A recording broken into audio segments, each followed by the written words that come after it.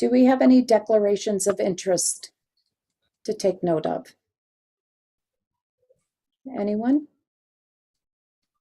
No? Okay, great. So the next item on the agenda is election accessibility plans. And the first one is Hanover Election Accessibility Plan, which will be presented to us by Vicki McDonald and Melissa Hildendorf. And so I'm going to call for a motion. Tara is going to read the motion out, and I will ask for a mover and a seconder, and then we'll present. And the motion is that the Town of Hanover's 2022 Election Accessibility Plan presented for review and comment be received. Okay, so can we have a mover, Dwight, and a seconder, please? I see Andrew's hand. Oh, great, Andrew, thank you. Okay, we'll hand it over to Vicki and Melissa. Good afternoon, everyone. I'm Vicki McDonald from the Town of Hanover. I am the clerk and responsible for the 2022 municipal election. And I believe you all have a copy of the accessibility plan, and it was developed with the intent of ensuring equal access an opportunity for everyone to participate with confidentiality and ease in the 2022 municipal election. We looked at ensuring that accommodations were in place for access to the facility, for the equipment that we are using for internet and telephone voting, as well as extended help center hours. And staff assistance or accommodation for other persons to assist as required for those individuals that needed to utilize the internet or telephone voting equipment to vote here at the office or at the library. So if there were any specific questions or concerns that anyone had, I'd be happy to address those, or if you felt there was anything missing from within the plan, I'm welcome to suggestions as well. Was there any other information that was required? No, and I did read through it too, Vicki, and I think everything was really well covered. Okay, thank you. Does anyone, does any of our members have any questions or concerns? No? Okay. Then I would like to call for a vote on the motion. All in favor? Okay. Brooke? Aye. I'm good. Andrew? Yeah. Okay, perfect. Thank you both. Thank you. Thank you, Vicki and Melissa. So the next item on the agenda is the West Gray Election Accessibility Plan and Election Help Centers Location Accessibility Checklist with Genevieve Scharbach. I hope I got her name correct. So again, I'm going to ask Tara to read the motion. Thank you, Catherine. Oh, I don't see Genevieve with us at the moment. Okay. Perhaps we could go on to the next report from Melissa. Sure, absolutely. I'll just also note, sorry, that Christina Schnell has joined us as well. Oh, great. Oh, hi, Christina. Okay, so the next item on the agenda, and then we'll hopefully circle back to the previous one, is the Hanover Parks Accessible Playground Equipment. It's a verbal update by Melissa. And I think really we're looking for an endorsement with this. So thanks, Melissa. Yeah.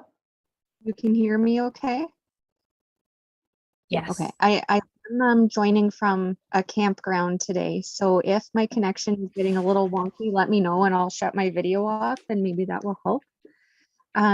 So this is really a verbal update, no action required from the committee at this time. It's just part of the ongoing playground projects that the town of Hanover has been working on. And I know that we had already brought reports about the specific playgrounds we were working on to the committee in the past. But Kathy had asked if perhaps I could share some information that was shared with us during just kind of an education session when our Parks, Recreation and Culture Advisory Committee was learning more about playgrounds and accessibility with regard to playgrounds when we were looking at our RFP proposals and things. So we did have back in February, a company called Open Space Solutions. They presented to us considerations about playgrounds, a wealth of things about considering new playgrounds or redeveloping playgrounds, but also provided us some information on accessibility. And so that allowed our committee to have better insight when they were making any decisions and reviewing the RFPs and such. So within the children's play spaces and equipment standard, there is a section that discusses accessibility and what's required, and it's under something called Annex H. Many of you may have heard of this before, or maybe not. It was a new title for me, so I did find that helpful. Within the presentation, they recommended surface material be either engineered wood fiber, which is something I think we see often in parks in the area. And then another option that's a good option is rubber turf. Both meet those Annex H requirements, though wood fiber is often used because the rubber is just like way more expensive. So they talked about ideally that playgrounds should include elements that allow people of various ages and abilities to enjoy it. And that anyone looking at new or redeveloped playgrounds should consider options for those with various abilities when it comes to mobility or visual, sensory processing, as well as cognitive needs. So thinking about both those visible and non-visible disabilities. They mentioned how important it is to include elements that are both cognitive and physical play experiences and things that can spur curiosity and make use of various types of movements. Some people may like spinning, whereas other people like spinning, just different things like that. And also things that consider different types of thrill levels, because we may have people who are using that playground and are big thrill seekers, and we may have some who are a little more timid and prefer quieter type of play. One thing that was interesting about Annex H is that it does specify the number of ground level play components that must be present along an accessible path and how many different types of ground level elements there must be, depending on how many elevated play elements there are in the space. So I thought that might be handy for this committee when they're reviewing any site plans, just something to keep an eye out for. So as an example, if a play space had between 5 and 7 elevated play components, Annex H says there must be at least 2 that are ground level, and those 2 play elements must be different. They can't be the same thing twice. Open Space Solutions did provide a chart within their presentation that summarized those requirements. And Kathy, if you'd like, I could share that with you for inclusion, maybe along with the minutes as an attachment, or however you might see fit. That sounds great. Maybe we'll put it in as a resource for the next meeting. Okay. Okay.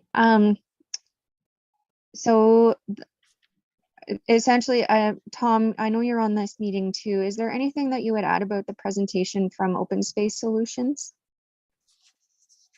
I think you pretty much got it covered. They were very informative. It was great to work with them and deal with them. They were very open to answering all our questions and maybe giving us a little bit more than what we were looking for, which was great. Does anyone on the committee have any questions?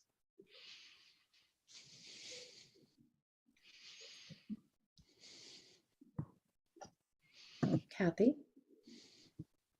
I just want to say thank you for that. That's a lot of really good material. And I do think it's going to be something that we can all use moving forward.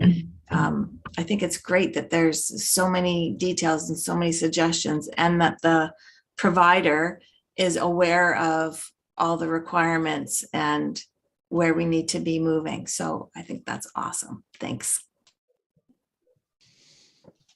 Thanks, everyone. Thanks, Melissa. Thank you for the update. That's wonderful. I see Genevieve is here. Okay. So we can circle back. Did we want to, Tara, present the motion first? Sure, I can read it Okay. out. That the municipality of West Gray's 2022 election accessibility plan and election help center location accessibility checklist presented for review and comment be received. So can I have someone move the motion?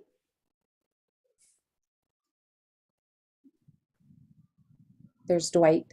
And the seconder, Christina? Sure. Okay. Awesome. Thank you. And we'll hand it over to Genevieve. Good morning, everyone. Thank you for taking the time to review this document for the municipality of West Gray. It's their election accessibility plan. And I've also included the checklist we're using for our voter help centers. We are having a vote by internet and vote by telephone election this year. So it certainly lightens the load on our accessibility plan, just with those voting options. They get quite a few barriers out of the way right off the get-go. But the checklist is for, we have 4 different voting help centers throughout the municipality. Each one will be open for about 4 to 6 hours for any members of the public that maybe aren't comfortable voting at home, or maybe don't feel they have a secure internet connection at home. So that's why we went through the same process, the same checklist, really very similar to as if it was a voting place, but it's really just a help center. So I'm not sure if anybody had any comments or input. Hopefully this plan forms the very basis for the accessibility report following the election. I'm open to receiving any comments or suggestions. And again, thank you.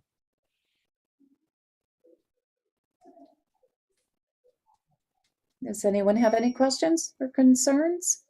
Again, I read the report and it's very thorough, Genevieve. Thank you. Can I call for a vote on the motion then? All in favor? Yes. Motion moved. Okay. The next item on the agenda is site plan reviews. The first one is the Hanover Heritage Square stage cover. Again, we'll be calling upon Melissa and Tom. And I'll put forth the motion on this one as well. Tara, if you want to read the motion. Sure, I'll just note that it's slightly different than what was noted on the agenda originally. The motion is that the proposed improvement to the Hanover Heritage Square stage cover presented for review and comment be endorsed.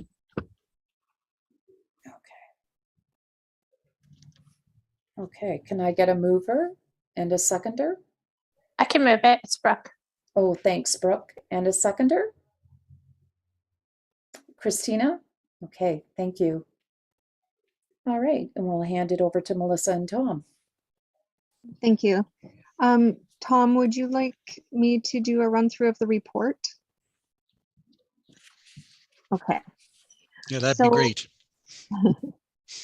So I think we have mentioned this in kind of, I guess, theoretical stages when we were very first looking at this project to the committee. At that time, we had our building inspector, Andrew Wilkin, join to talk about it. That was back in January of this year. And at that time, we were looking to issue a request for proposal to help us build a stage cover over top of our existing stage area. This is an outdoor park in Hanover, just across from the civic office. Initially, the objective of the project was to provide a stage cover for entertainers, so like a permanent structure, as well as updating the existing stage surface and potentially adding some pathways and ramps. However, due to financial restrictions, the project scope has been narrowed down, and at this time, at present, it will just be the addition of a permanent stage cover and likely a refresh of the cobblestone stage surface to make it a solid, smooth surface. And then remaining objectives would be part of a future phase of the project, hopefully if funding permits. So within our report, we've included some figures that show what the successful bidder for the project submitted to us. It included dimensions. So this would be a permanent structure to provide shelter for performers and protect them and their equipment from the elements. So whether that be sun or rain. The stage would remain the same size as it presently is, a circular structure that's about 20 feet across and about 18 inches high off the ground. The only difference is that right now the surface is cobblestone, and the goal would be to have that kind of just smoothed out with concrete. And then a concrete slab about 2 feet wide will be added around the perimeter of the existing stage. The band cover, so the shell that would go over top, would be in the shape of an octagon. It would have asphalt shingles, and be about 26 feet in diameter. So it would really do a good job in covering the entire stage area. It would be supported by 8 posts just placed strategically around the structure. Sorry, I'm scrolling down here. So I do know that the scope of the project has changed from what we initially mentioned to the committee. The committee had provided us with some feedback originally around pathways and ensuring that we have lighting and signage and things like that. So that would be a future phase. However, we are looking for the committee's endorsement at this time, just around the stage cover itself, and then smoothing out that existing stage surface. Okay. Thanks, Melissa. And I Tom? have a question. Great. Go ahead, Christina. So the stage 2 feet in height? Is that what you're saying? 18 inches It's 18 inches. off So the ground. what are the rules to height as to having to have a railing on that if it was because of accessibility? Does it have to have a ramp? Does it have to have a railing? My understanding is not till you reach the 2 feet. Right. So I guess what I'm trying to figure out is if Part of the reason that we didn't go with the railing is because we didn't want to impede the visual, because it is kind of a 360 degree kind of a viewing area for what we have. It's not just about the concrete seating that we have around, because we do have people that sit in lawn chairs and stuff completely around the outside. Right, So- but my thoughts are going somewhere totally where you're not thinking. Okay. Is if we're pouring 2 feet all the way additionally around this, why couldn't there be a section that is 2 feet ramped? Do you know what I'm saying? Not 2 feet. I guess it would have to be 3, but the section, wouldn't it be easier to pour that portion into the back than it would later? Within that 2 feet, Christina, is we're actually extending the roof beyond the existing stage, because we didn't want to take up any more space because it isn't that big. So in that 2 feet will be all the posts that are supporting the overhead structure. So actually, to say that we have 2 feet of walking or a sidewalk around, because you're going to have all these posts and everything sitting on that or within that. Okay, I'm just looking at the picture, trying to understand that. Maybe I need to meet you at the park, Tom. Sure, we can make that happen. I would love that. Okay. I will say that there is potential in future phases, if there's funding, for the stage itself to be expanded. at which time, so the stage cover is being made bigger than the existing stage to allow for some expansion, and in case there's further updates to the stage surface itself at that time. Right, but you're pouring an extra 2 feet all the way around right now? Just at ground level, not up to 18 feet. It would just be at ground level to support the posts. Oh, okay. Dwight, Thank you, Madam Chair. I'm just curious, along the same lines of Christine's saying, I realize we're looking at the cover for an existing stage. I'm just curious, is there any provisions made for handicap entertainers and so on to get onto the stage? It's something I'm not seeing. I'm just thinking to get actual people onto the stage that have a handicap issue.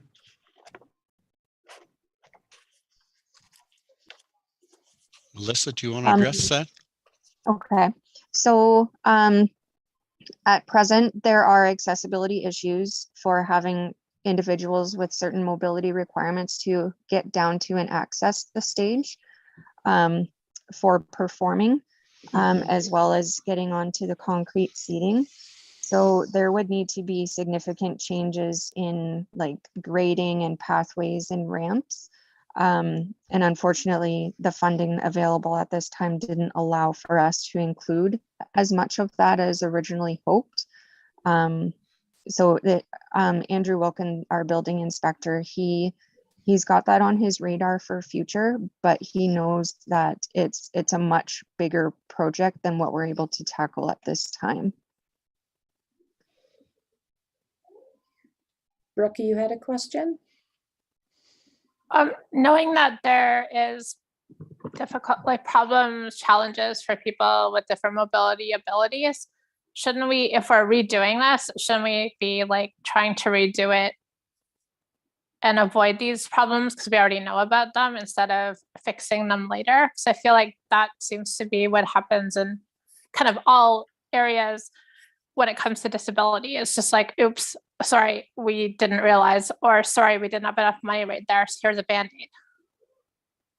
I don't know. I just think if we already know there's a problem, then shouldn't we be like, either don't do it until you have enough money, or like don't partly do it. That's not really totally fair. No, I certainly understand that. So part of what staff is trying to do is to do the best we can with council's direction that they do want this stage cover put on basically ASAP.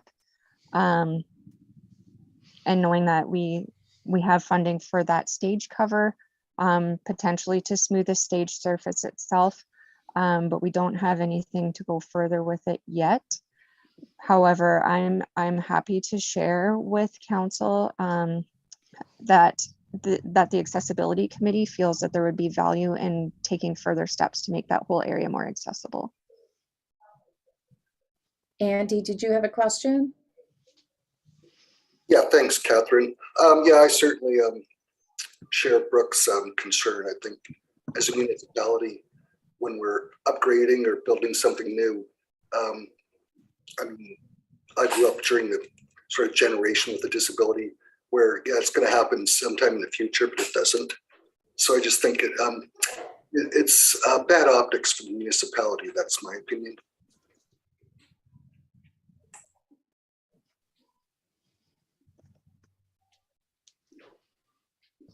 Okay. So can I ask, the stage cover itself, the design of the proposed stage cover, does anyone see any issues with the design of that itself? So would I be hearing correctly that the proposed phase as it stands right now, the committee is okay with that, but does have concerns that the accessibility of the remaining issues, we want to make sure that that doesn't get left off the radar? I kind of at the thought of, we're putting up this really nice structure and we're putting up like the top part, but is there a plan to actually make the stage accessible? So at this time, the only change they're looking to make to the stage is just to smooth the existing surface. Right. And then anything else is future phase. Right. But that's what I'm getting at, is that when we look at that future phase, what does that future phase look like? Is now there a post in the way? Is there any way, like, what, and it's not even the trail getting to it. It's like, okay, so now what kind of ramp are we using to attach to that stage? Does that post get in the way? How is the concrete? Is the ground level? Like, what is the actual plan to make it accessible? And sure, the structure's great. I get the whole point of it. I get why we're doing it. But if we did have accessibility issues or accessibility to get to that stage, what is the future ramp going to look like? And is it actually possible to do that? Or did we go, oh, we kind of planned that wrong. Now it's going to cost us $10,000 to take a support leg out. And is it going to cost more down the road? So what does that future accessibility plan for that stage look like without ruining the aesthetics of what you're doing now? Because I find like, okay, we've got this, but it seems like, if it's not built in to the plan now of what future accessibility looks like, it just may not fit, because yes, it's a beautiful top, but how are you, and that's why I was asking, because if you're pouring 2 feet around this, is there a spot where you can pour 3 and actually just make the slope right onto the back of that ground? That's what I was trying to get at earlier. Do you have, you're much more familiar with the physical space itself. Do you have any thoughts, or has Andrew mentioned to you? No, nobody's said anything to me, but that's why, like, asking why, not that Natalie's going to become a musician or anything, but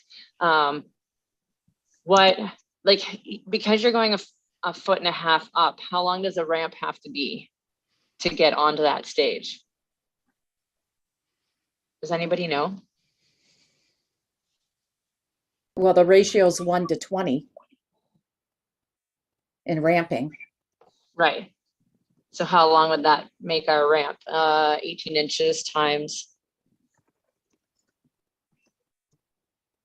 Right? Like, what's the grade look like? Which way would the ramp come from?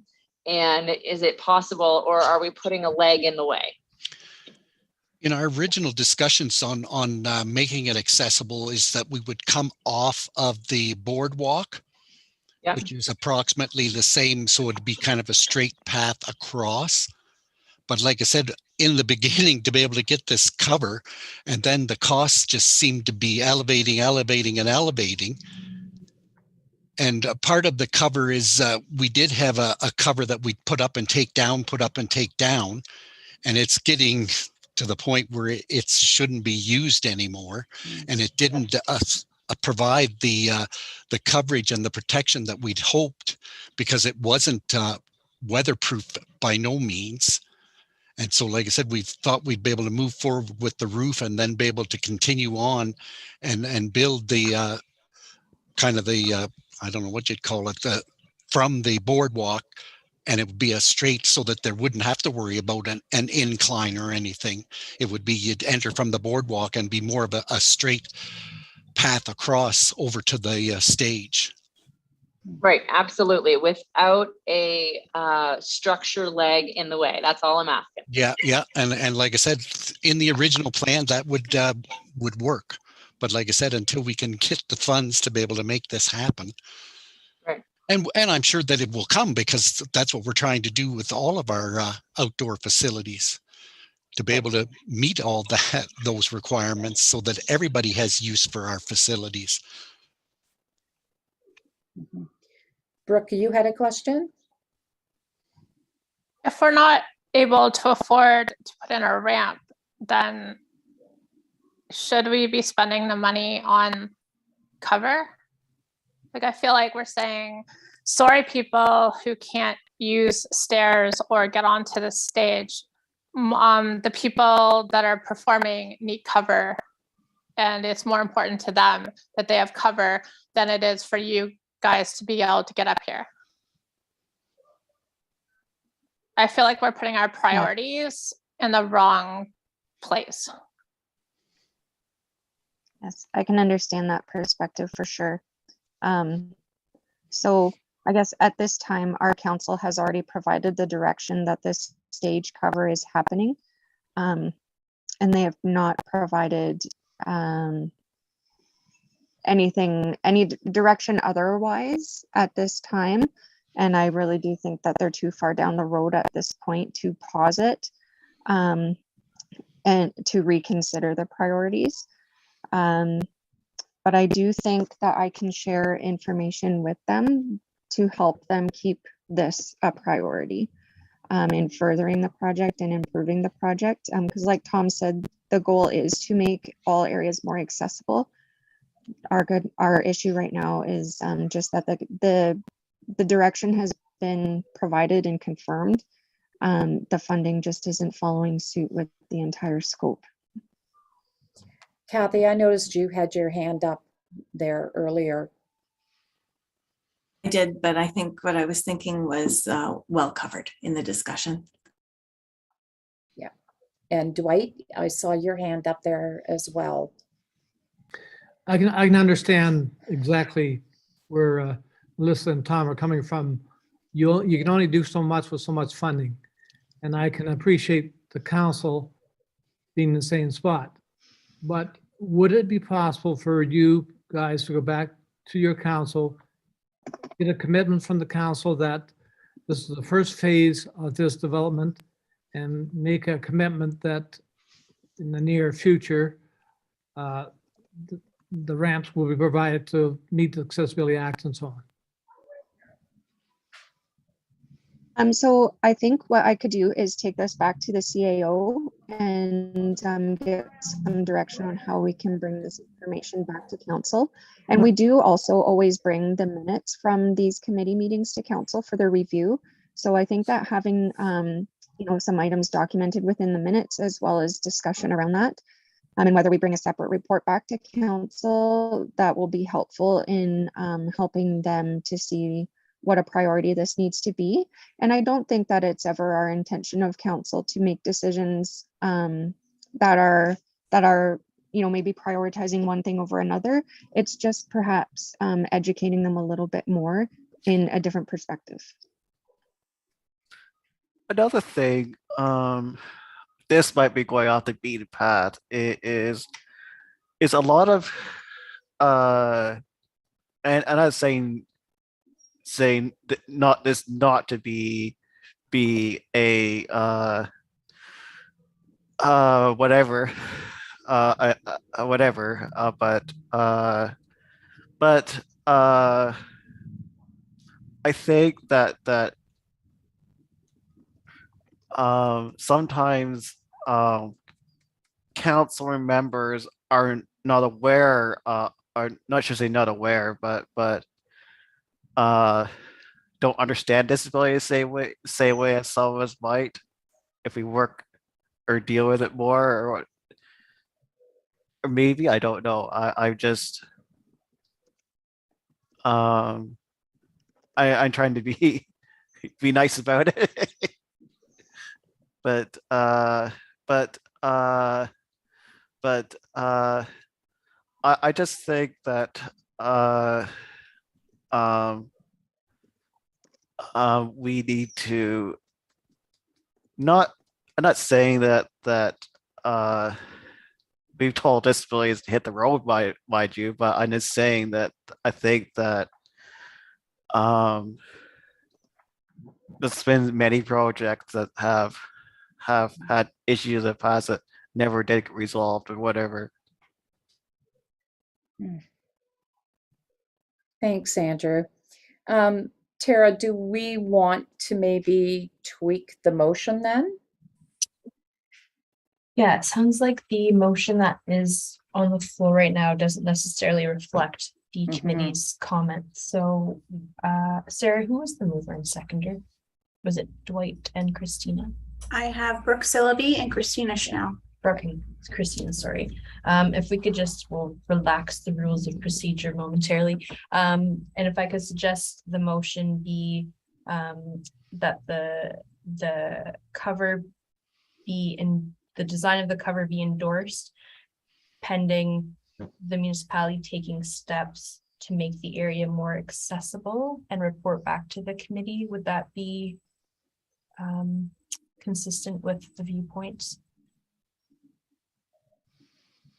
And if Melissa is able to take that back to the municipality. Oh, sorry, I'm just making notes here as well. So our cover design would be endorsed pending the municipality making a commitment to improving accessibility of the area. Kathy, did you have a thought on this? I did, but I think we're good. with what Melissa's got Melissa it? did, Yeah. See Christina. Christina. Melissa, has the town like looked into anything like owning an actual portable ramp for anything that, you know, if there's an event that something like this is going on, that, you know, town staff can have it there? There was a program that the town initiated. It was more for businesses, Right. so they could have portable ramps made available to them. It's possible that one of those ramps could be used at the stage. I'd have to just, you know, the stage is curved and the ramp may not be. So we would, you know, that's something we would maybe have to actually like take a ramp out there and look at it. But that's a good idea also. Yeah, like Tom and Melissa, I'm willing to meet you guys at the park and throw out some other ideas that maybe we can work on this so that, let's talk inexpensive, but portable, but like something that can make both sides happy. Sure. Okay. Okay. So, sorry. Tara, did you need to read the motion again? So Oh, Melissa? Sorry, was Melissa gonna, oh, was this Sarah speaking? Sorry, I'm having internet trouble. I couldn't hear. I think it's Sarah. Okay, sorry. Through the chair, if it's helpful, I can read what I have that combines Tara's friendly amendment and Melissa's notes. Absolutely. Thank you, Which is Sarah. that the proposed improvement to the Hanover Heritage Square stage cover presented for review and comment be endorsed pending the municipality's commitment to improving accessibility at the site in future stages of the project. Perfect. That covers it all. Yeah. thank you. So we can still, Tara, we can still continue with the mover and seconder, and is that correct? If they're comfortable with that, then Okay. yes. Okay. Christina and Brooke, are you okay with that? I think I see Christina nodding. Christina nodding, yeah. Yeah. Brooke? Brooke? I'm good. Okay, thanks, Brooke. Okay, so I think we'll just call for a vote. All in favor of the motion? Yes. Okay, Brooke? Yes. Perfect, thank you. Okay, so the next item on the agenda is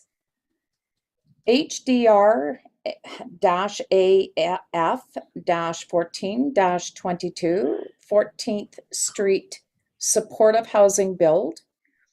And this would be with Anne Marie Shaw. And there is a motion as well for this, so I'll have Tara read out the motion. For you, Madam Chair, I do have it handy if that's okay. Sure. The motion is that report HDRAF 1422, 14th Street Supportive Housing Build presented for review and comment be received. Okay. Can I have a mover? Andy? Are you moving it? No, I wasn't. Oh, okay. I saw your hand up. Yeah, this refers to the, you started reading, I guess you were looking at your script, I put my hand up, but anyway, I did not vote in favor of that last motion. Okay. So do we duly note that then? Thank you. Typically it would be just noted as either carried or lost. And I Okay. believe Okay. was carried. No, that's fine. Okay. But thank you for Okay. noting that. Yes, and thank you, Andy. So can I have a mover for this current motion, Dwight, and a seconder, please? Andy, you've got your hand up still? Are you okay with that? Okay, thank you. And I'll hand it over to Anne Marie Shaw. Good afternoon, and thank you for having me. Tara or Sarah, I'm going to ask you to put up the report, just the picture of the inside. But first, I'll give a little bit of background on the project. The county purchased this building, which currently right now is a gym and used to hold a few offices. It is going to be renovated into 12 units of supportive housing. So Grey County Housing will be the landlord and provide the space and the maintenance, and then we will be partnering with the Canadian Mental Health Association in order to provide supports. The people that will be residing are people that are involved in our by name list. So the by name list is a list of people that we know by name that require services and require housing. So it is voluntary. It's for anyone that is wishing to get some supportive housing and some supports and some stable housing, and then hopefully transition into more stable housing. The supports are very important. A lot of people do require either addictions or mental health or health supports in order to transition into some housing that's going to be appropriate and work for them. So I'm just here to give you just an overview of the inside, outside, and units, and looking at any suggestions that you may have. If we can just go down to the next picture, that would be great, Sarah. The other thing I wanted to mention is that we did provide this to the peer advisory group. I did present at the Canadian Mental Health Association in order to get some ideas around design and around some of the needs for the building itself and the programming. So to start off, it is going to be 12 units of housing. The housing are studio apartments. There's going to be a hub and program place, as you can see in the lower area. That will be have the ability for others to use, other community members, but also will support any programming, any meals that might want to be enjoyed together. There will be staff on site. That will be the offices in the middle. One of the offices will also have a sink available in it. So if there is medical personnel coming in, that could be accessed. There's a common room for tenants to enjoy. And then there's a staff room and all of your other storage and garbage rooms and whatnot. So we go down to the bottom, you'll note that we have an entranceway in. There is a vestibule with reception. There is an area for a women's washroom and a men's washroom and a universal washroom. Once you come in and you go to the left, there are going to be 3 enhanced accessible units. And these units will have walk-in showers, turnaround radius, grab bars, automatic doors to the unit itself, counter-specific heights, and also looking at any other,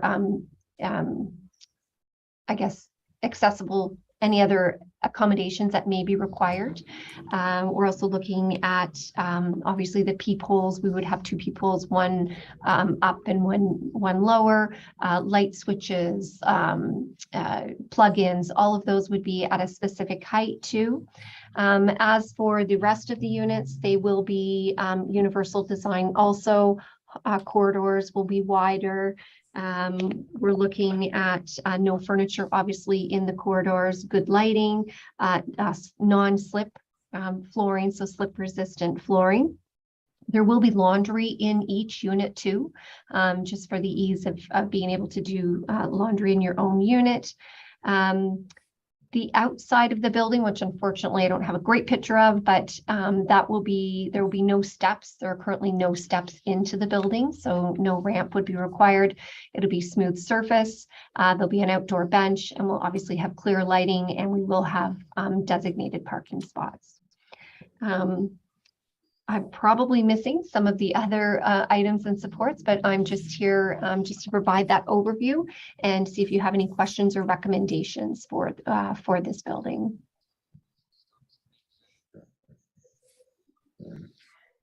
Anyone have any questions or concerns? Christina? I'm noticing we're using a lot of the terms like male and female bathrooms. And I know this isn't an accessibility issue, but I'm noticing a lot more places going to gender neutral bathrooms that are like, say your housing facility has the ratio of a larger amount of women than to men or vice versa. You're spending your time waiting in line for your specific bathroom when is it more than one stall per bathroom, or is it one stall and nothing else? Our new fire hall that's being built is actually fully gender neutral. Like, it's not going to matter which stall you go into. It's going to have like a toilet or a shower or whatever. And then it's kind of like as built in as a whole unit instead of, which I know it's not a accessible issue, but it can be an accessible issue if you have more gender versus the other. Yeah, and that makes sense. I would assume they're probably both going to be gender neutral. We usually do design with that. And those are available for public, right? So those would be public coming in and staff and whatnot. So I would assume they'll be gender neutral. Yes. Thank you for that though, Christina. Andrew? I don't. Well, I guess I guess we hit all everything I would have asked anyways. Is it? Okay. Although I would say that it's all one floor, isn't it? It is. Good, because I would have said elevator if it was. Otherwise. Thank you. Yes, thanks, Andrew. Does anyone else have any questions? Andy? Yes, this is not related to the accessibility issues either. I was just curious, a building burned down in Hanover, I believe this past winter, early spring, and unhoused, dehoused, a number of people with similar challenges. How many, I'm just out of curiosity, how many units were lost there, or how many individuals? I'm just wondering how big a dent this puts in that. Yeah, so it's hard to tell, Andy, because that was a private operator. So I know that they had multiple people living in rooms, some rooms that were turned into rooms that really weren't rooms. I think there were a multitude of concerns there. So I really have no idea how many rooms there were, but I know that we did support over 40 people after the fire with finding other accommodations. So, yeah. No, I'm just curious. I mean, really, Yeah. so thanks for indulging my No problem. my time, my question. Yeah, and the only comment I have, Anne-Marie, is that I'm, quite certain that, just looking at the designs of the building and knowing that with the built environment built into the Ontario Building Code now, that a lot of those accessibility issues are covered now under legislation and under the OBC. So I don't have any concerns or questions at all for you. It looks, it looks like it's in quite detail, and a lot of work went into the design of it. But thank you. Thank you. Okay, can we vote then on the motion? All in favor? Okay, Andrew? Yes. Brooke? Yes. Okay, great. Thank you. Thanks, Anne Marie. Thanks very much. Thank you for your time. Okay, so there are no reference documents on the agenda. And the next item is under other business, Regional Accessibility Advisory Committee Chairs Meeting. So I will have Tara read the motion first. Oh, and then Kathy, did you want to speak to it afterwards? Okay, thank you. Tara? Sure, that the chair of the Grey County Joint Accessibility Advisory Committee be permitted to attend September 14th, 2022 Regional Accessibility Advisory Committee Chairs Meeting in the spirit of participating in a working group rather than acting on behalf of the GCJAAC. Okay, so I'll have a mover of the motion, Andy, and a seconder, please. Oh, Christina, thank you. Sorry, I didn't see your hand up. And I will hand it over to Kathy. Thank you, Chair Catherine. So this letter of request came in and they asked me to send it to members of the committee, but it just seemed like it didn't quite fit the mandate of our group and what our group does, but it seemed like an interesting thing. So this is why we thought if we took this kind of an approach to it, then Catherine would be able to attend if she'd like to attend as a kind of just a member of a working group rather than as something that is directed by the committee. Does that make sense? Mm-hmm. Yeah, it does. I agree with you. And yes, absolutely, I'd be more than happy to attend the meeting.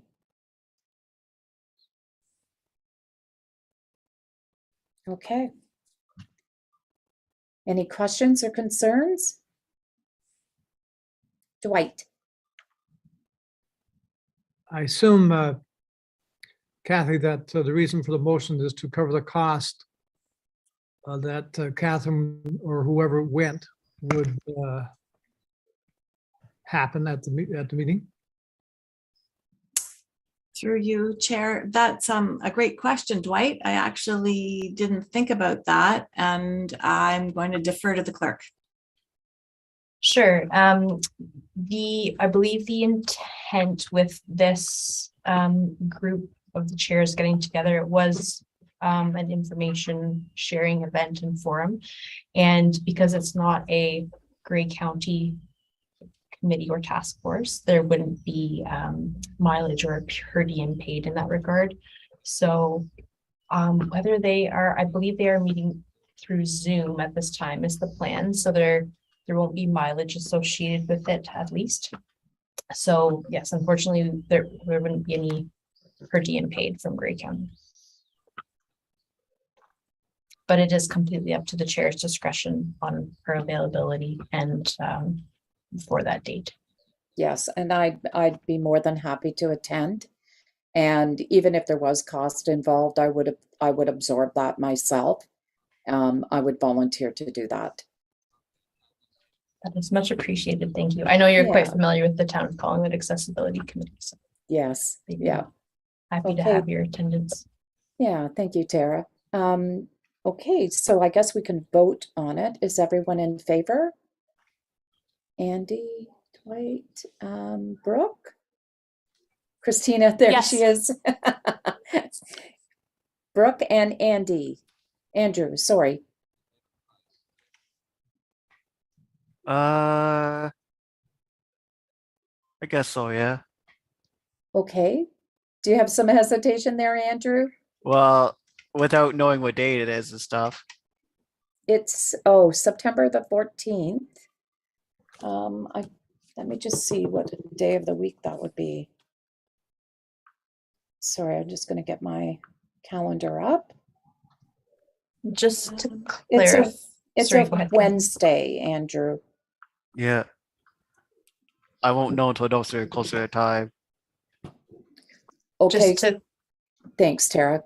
just to clarify, Andrew, the intention is for the chairs of the regional area accessibility committees to attend.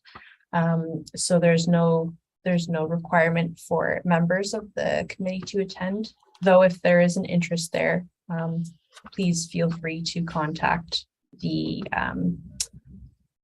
Stephanie as noted in the letter, and perhaps a link could be shared for other members to attend as well, but no requirement. Okay, yeah. Okay, Is that good, Andrew? Yeah. Okay, thank you.